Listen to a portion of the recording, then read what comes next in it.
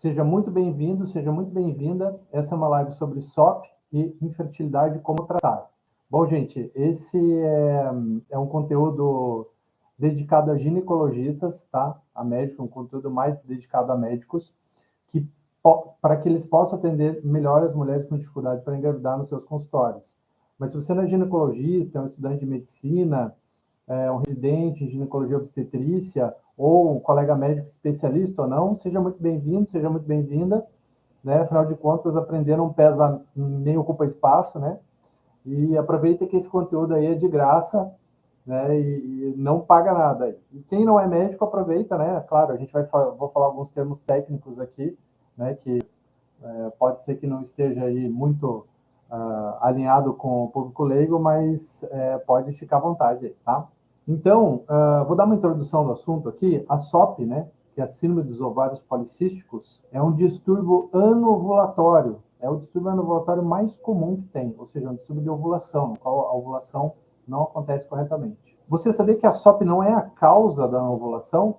A SOP é uma consequência da anovulação, ou seja, pelo fato de a mulher não estar ovulando adequadamente, é que a SOP aparece, que os sintomas da SOP aparecem. E ela pode ter várias causas, tá? Então, você já parou para pensar quais seriam as causas aí dessa SOP? O mais correto, então, seria chamar isso de anovulação crônica com ovários policísticos, tá? Então, chamar de SOP talvez seja aí um erro técnico, mas, né, a gente acaba usando isso muito frequentemente, então acaba sendo usado dessa maneira.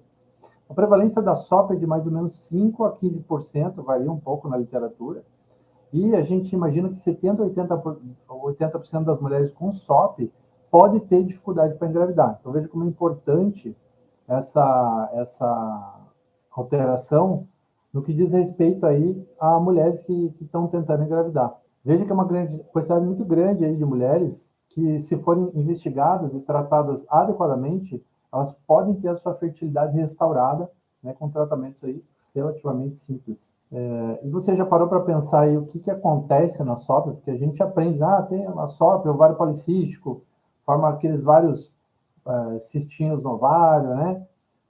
Já parou para pensar o que acontece, o que está por trás disso? Para a gente entender bem o que está por trás da SOP, o que faz a SOP acontecer, por que a ovulação não acontece adequadamente, a gente precisa entender o eixo hormonal feminino, né? Aquele eixo hormonal que você aprendeu na faculdade, aquele eixo hormonal difícil de entender, a gente precisa entender isso adequadamente. Então, fazendo aqui uma breve revisão desse assunto, o corpo lúteo, lá no final da fase lútea, ele regride, né? E lá pelo dia 23 ou dia 25 do ciclo, né, nesses 23º, 25º, as concentrações de estradiol, progesterona, de inibina, elas caem, né? E esses hormônios que estavam aí fazendo um eixo, fazendo uma inibição do eixo hipotálamo-hipófise, eles fazem um feedback negativo nesse eixo, elas deixam de agir nesse eixo, né? Então, o que acontece? Libera a produção de FSH. O FSH volta a ser produzido de maneira normal, e a partir daí já ocorre um aumento da frequência da liberação do GNRH, que é o hormônio lá do hipotálamo, que é liberado em pulsos e, por consequência, mais liberação de FSH, que vai recrutar folículos antrais. Então, logo no final do período da fase lútea, do ciclo anterior da menstruação, já começa a acontecer aí um estímulo de folículos que vão sendo recrutados, né? Isso num ciclo normal. Também tem produção já em menor escala de LH, que estimula as células da teca, né? A gente tem nos folículos células da teca e células da granulose. Então, esse LH vai estimular as células da teca a produzirem androstenediona e testosterona, que vão passar, esses hormônios, são hormônios masculinos, né, vão passar para a célula da granulose, que estão ali em íntimo contato por difusão, e vão ser convertidos em estradiol, né, por estímulo do FSH, intermédio de uma enzima chamada aromatase, em uma reação de aromatização, tá? Então, isso tudo aqui é só uma revisão, né? Isso realmente confunde a cabeça de muita gente, né? Mas, para isso, eu tenho um curso, um treinamento, que, se você quiser, né, você pode se inscrever, depois eu vou dizer como, já na lista de espera, né? Porque a gente já está na segunda versão do curso, e você pode escrever na lista de espera, e quando a gente for liberar mais vagas aí, que por enquanto a gente não tem vagas liberadas, você pode se inscrever para a gente discutir mais sobre isso, tá? E nisso, a inibina B aumenta, né? Pelo estímulo da FSH, a inibina B aumenta, e o estradiol também ocorre um feedback negativo, né? E faz com que outros folículos não se desenvolvam, somente aquele que foi estimulado inicialmente pela FSH, que é um folículo que tem uma maior sensibilidade ao FSH. E isso começa aí a gerar uma dominância, que a gente chama, né? Um folículo só que acaba sendo recrutado e exerce a dominância. E esse folículo continua crescendo, né, devido a sua maior sensibilidade ao FSH, e também porque o próprio estradiol, por ele produzido, estimula que ele mesmo cresça, né? Tem uma atividade aí que a gente chama de parar, que no próprio estradiol dele faz com que ele mesmo cresça, e num certo instante, aí, quando o nível de estradiol atinge um pico, ocorre também um feedback positivo para o LH, e daí corre o pico de LH. Esse pico de LH, a gente sabe bem que promove aí a ovulação e alguns eventos aí importantes aí nessa fase do ciclo. E o que ocorre na SOP, né? O que tem a SOP a ver aí com todo esse eixo hormonal? E o que acontece, né? Por que todos aqueles sintomas da SOP acontecem, né?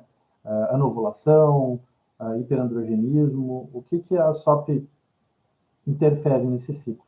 Então, a síndrome dos ovários policísticos, ela pode ocorrer por vários motivos diferentes, né? A gente tem várias vertentes aí que podem causar aí todas aquelas disfunções.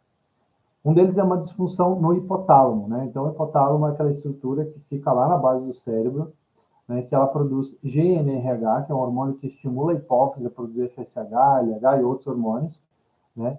Então, essa produção do GNRH tem que ser impulsos. Então, uma vez, 2, 3 vezes por hora, uma vez a cada 4 horas, enfim, tem uma frequência e uma amplitude desses pulsos que vão especificamente estimular a hipófise.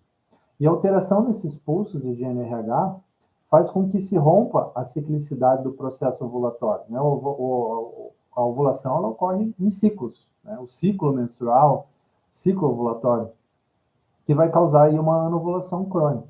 Isso aí pode ocorrer por estresse emocional, perda de peso excessivo, transtorno de alimentação, excesso de exercício físico. Então, atletas de alta performance muitas vezes têm anovulação crônica, né? Então, o hipotálamo, por ele estar na base do cérebro, ele está ligado a neurônios que também podem influenciar o estímulo da sua secreção, ele também sofre interferência de dopamina, de serotonina, né, de opioides, né? Então, o hipotálamo, ele sofre essas interferências. Então, se ficar muito tempo sem comer, por exemplo, entrar em inanição, vai parar de ovular, né? Então, a gente tem esses estímulos. Então, a disfunção hipotalâmica, um defeito central, é uma disfunção que pode levar a síndrome dos ovários policísticos. Então, alteração dessa ciclicidade, porque se o GNRH ele é produzido em impulsos mais rápidos, mais curtos, ele vai estimular mais a secreção de LH. Se ele é produzido em estímulos mais espaçados, a frequência é menor, ele vai estimular mais o FSH. Então, tudo que vai interferir nessa ciclicidade pode interferir na secreção de LH, FSH e de GNRH. Então, assim, muito obrigado pela presença de vocês e até uma próxima, tá? Um grande abraço aí para todos, até uma próxima, obrigado aí pela audiência. Até mais.